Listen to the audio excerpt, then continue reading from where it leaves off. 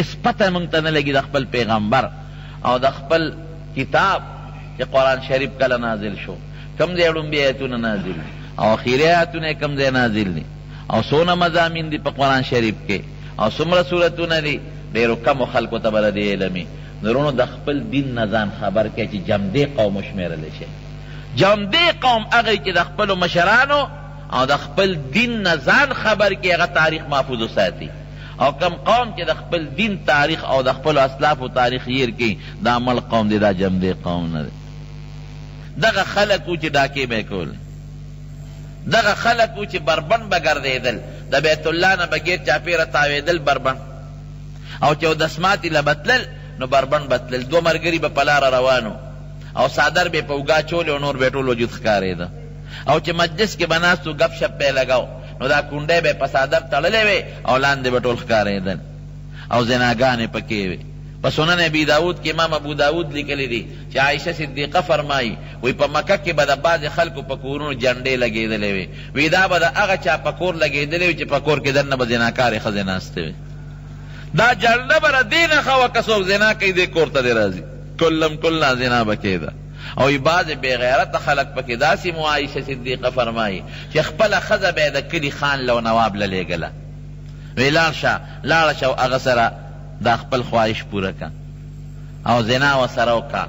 دا څه دپاره؟ وی دې دپاره چې د هغې خان نسب زمونږ په خاندان کې پیدا شي، د هغه بچې زمونږ په خاندان کې پیدا شي. دا څونه بې غیرتي ده. په اجرت به یې مړي کول، لوڼه به یې جمدی ښخولې. لور څونه عزتمند دی او څونه قابل رحمي، دا به یې جمدی ښخولې. د دواړو جهانو سردار چې راغی یو انقلاب راغی، داسې انقلاب راغی چې هغې خلکو به پردو ښځو ته داسې بره بیا نه کتل، پردې مال به ورته مردار ښکارېدنه، او د عزت زندگی شوه، د پلار قدر شو، د مور قدر شو، د لور احترام شو، د بچو د کشرانو احترام، یو نظام یې ورکړ، یو انقلاب راغی. دا خدای پاک حضور پاک نه دا کارونه اخیستي.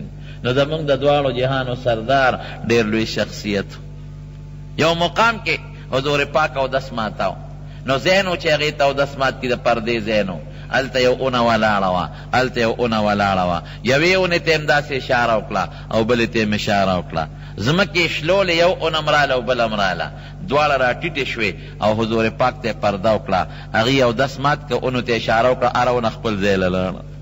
جاءت لدعوته الاشجار ساجدة تمشي الیه علی ساق بلا قدمی.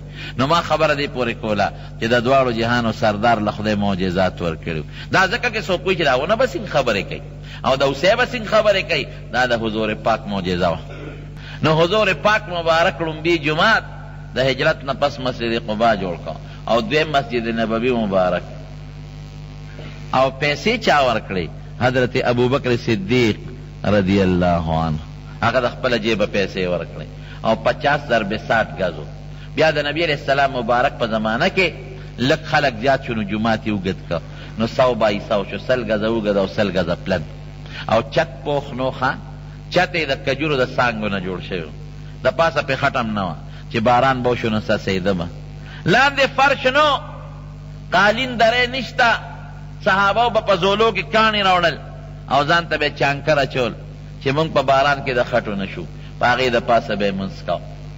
د حضور پاک مبارک د زمانې نه پس د حضرت ابوبکر صدیق دور راغی، جومات هغسې و. حضرت عمر فاروق رضی اللہ عنہ زمانه راله، هغه لږ جومات کولاو که خو چت یې همغسې وساته. بیا د حضرت عثمان رضی اللہ عنہ زمانه راله، حضرت عثمان رضی اللہ عنہ کمالات پکې وکړل، هغه جومات ټول مکمل وسپړده او صحابو په اعتراض وکړه، وی ته د حضور پاک نقشه مه بدلوه او جومات مه ډولې کوه. هغه وی د نبی علیہ السلام په زمانه کې د خلکو کورونه کچو، نو جومات هم کچو، اوس د خلکو کورونه پاخه دي، نو دا د جومات بیادبي ده چې کور دې پوخ او جومات دې کچی. او د بهر نه وفدونه راځي دلته، نو هغې به وایي چې دا څنګه مسلمانان دي او دی څنګه عبادت خانه ده. وی زه پې د بیت المال پیسې نه لګوم، زه پې خپلې د جیب پیسې لګوم. نو حضرت عثمان صاحب خپل ذاتی پیسه پې ولګوله او د برمانه او د اټلي نه یې وله کاڼي راوغوښتل، کاڼي، او یو ستن یې وله نقشونګار والا کاڼي جوړه کړه او بهترین اعلی ټیلونه یې پکې ولګول او چته ولا مکمل د ساګوان ساج چې ورته وي عربی کې، او موږ ورته ساګوان وایو. قیمتي لرګی نن د هغې نه په دنیا کې بل نشته. د هغې لرګي نه ولا چت جوړ کړه او جومات یې ښه مزېدار خشته کولو کړه او په دیوالونو یې ورته خشته نقشې جوړې کړې او په ستنو باندې ځای په ځای ورته د سرو زرو ګلکاري وکړه.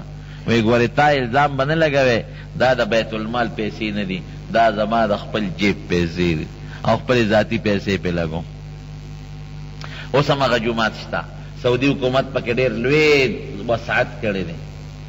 دومره وسعت یې کړی دی چې په یو وخت په هغې کې 12 لکه خلک منځ کولی شي. 12 لکه. او د دنیا اول نمبر ایئر کنډیشن د مسجد نبوي د نبي علیه السلام په جومات کې دی. دونه لوی ایسی بل دی پلانټ نشته دی چې د سړي پکې یخني وشي یخني. او لاندې 3 چته په هغې کې بیا د ګاډو د درولو کار پارکینګونه دي او غسلخانې دي پکې دومره چې د حد نه وتې د زنانو ځان له او د نارینهو ځان له. او پکې پوړۍ لګېدلي دي بره چت ته او داسې ګمبتونه یې پکې لګولي دي چې هغه د ریموټ په ذریعه باندې اخوا کېږي او دې خوا کېږي. د شپې اخوا شي نو بره یخه هوا راځي او د ورځې د انور نه هغه ګمبت راشي خشته ښکلې ښکاري او ناشنا چترۍ پکې لګولې دي. چترۍ د ریموټ په ذریعه خورې شي نو لاندې بیا سوري وي او چې کله انور ختم شي راغونډې شي منارې ته جوړې شي. زم دا د حضور پاک برکات دی رونو. داسې ده که نه ده؟ دا د هغې جومات دی نو خدای د حکومت وخت نه کار واغشت او جومات ډېر خشته مزېدار جوړ شوی دی. او چې کم د حضور پاک د ګوند حصه ده کم چې ریاض الجنت وی هغه د ترکو د زمانې جوړ شوی ځای دی اوس هم په خپل حال باندې پاتې دی او هغې کې ناشنا ناشنا څیزونه دي. یو پکې د حضور پاک مبارک محراب دی کم ځای چې به هغې منځ کو منځ حاجیان چې لاړ شي کوشش کوي چې په هغې کې 2 رکعته نفل وکړي.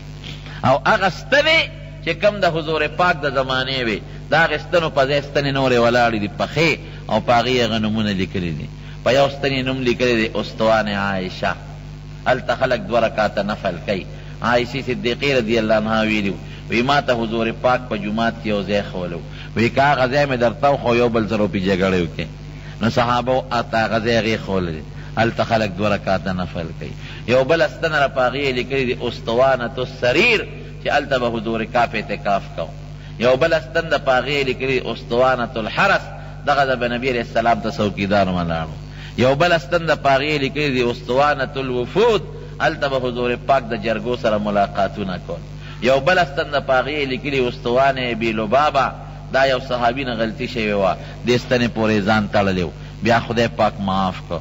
یو بل ستن ده په هغې یې لیکلي دي استوانه مخلقه هغې کې به خوشبویي پرته وه جومات به پې خوشبویه او یو بله مبارکه ستن ده او په هغې لیکل نشته هغې ته استوانه حنانه وی.